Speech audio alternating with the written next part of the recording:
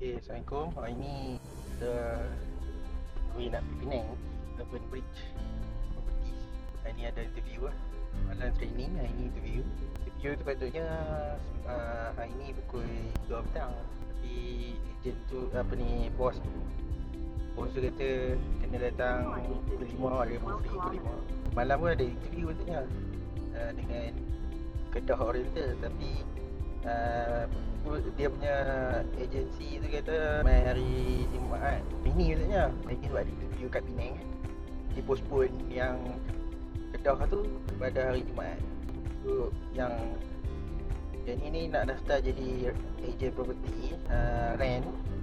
Kalau ikutkan nak jadi rent agent property ni, ada cara dia lah kan. Saya cerita dulu.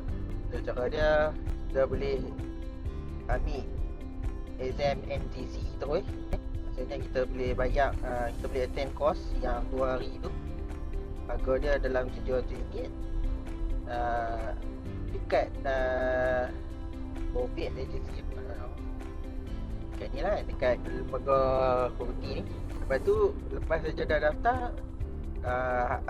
kiranya kita ambil course tu 2 hari tau. Maksudnya hari pertama belajar, hari kedua belajar, last kali tu ambil exam. Gitu. Exam tu dalam sejam setengah kot. Passing mark dia 50 daripada 100 kan. Jadi kalau dah lulus, barulah kita attach dengan mana-mana agensi property lah, yang boleh terima kita kan.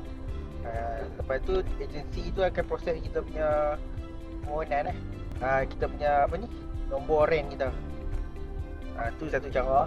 Ataupun lagi satu cara, dia boleh kita terus masuk dulu sebagai property agent dengan mana agensi property. So nanti depa yang akan uruskan kita punya proses.